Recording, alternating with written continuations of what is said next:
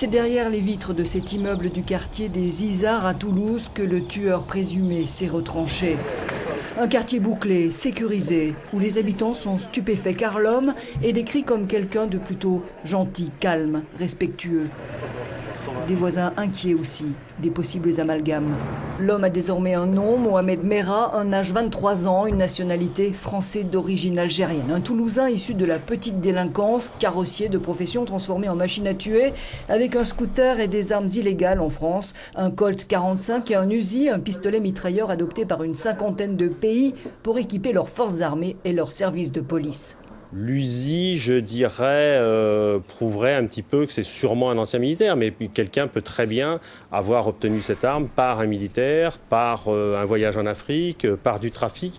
Il y a de multiples sources pour l'approvisionnement de ces armes. Une arme qu'il a peut-être obtenue par ses réseaux.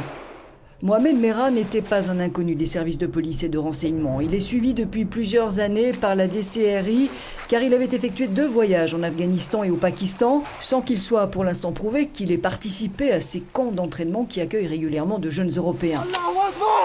Est-il un moudjahidine appartenant à Al-Qaïda comme il le dit? A-t-il agi seul? Fait-il partie d'une cellule? Il aurait en tout cas des liens avec des salafistes et djihadistes et aurait été proche d'un groupe démantelé en février par le ministère de l'Intérieur, Forsan Al-Idza, les Cavaliers de la Fierté, un groupuscule islamiste sur le site duquel on trouve notamment cette photo évoquant le martyre des enfants palestiniens. C'est en leur nom que Merah dit avoir agi. Forsan Al-Idza recruté par Internet, par le biais de vidéos de propagande comme celle-ci. Dans son dernier message, l'organisation disait prendre de l'ampleur et chercher des soldats. Ces Français djihadistes ayant des liens au Pakistan seraient une poignée en France, un peu plus d'une dizaine.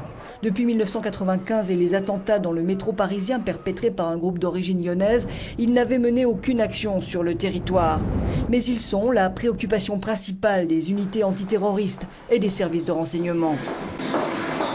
Car, formés et endoctrinés sur le terrain, leur mission est de rentrer dans leur pays et d'y commettre des attentats.